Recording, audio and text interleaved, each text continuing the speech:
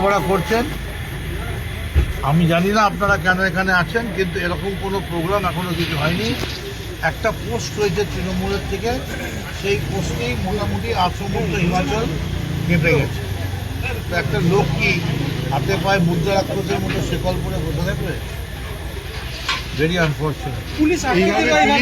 পুলিশে ব্যারিকেড করে দাঁড়িয়ে রয়েছে রাস্তার মুখে, এটা নিয়ে কি বলবেন? সেটা শ্যামাপ্রসাদ মুখার্জি। দিদিমণিকে আটকানো হচ্ছে এরকম কোনো ব্যাপার না? আমি তো জানি না কোথাও কিছু হচ্ছে, কিন্তু আমাকে আটকাচ্ছে না। কে কোথায় আটকাবে কেন? আমরা তো যাবো না।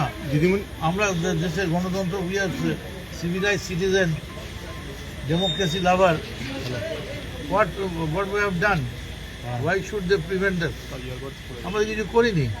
আমি আমার নেত্রীবাড়িতে আসতে পারবো না? আর পুলিশ দেখছেন, ওদের বড় প্রোগ্রাম আছে শ্যামাপ্রসাদ বাবুর জন্ম শতবর্ষ, সেই নিয়ে। মুখে ব্যারিকেড করে তো Whatever is being happening, it is very unfortunate. People have started upholding their voices throughout the country, throughout the world.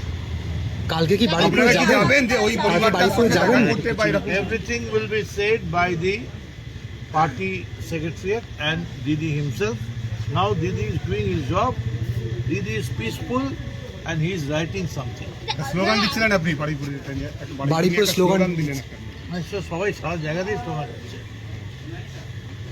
সব্বাটাকে চেপে ধর, জাস্টিস ফর আরজি কর যেমন হয়, তেমনি সারা বাংলাতেই হচ্ছে তোমার সুর আমার সুর, চলো সবাই বারুইপুর।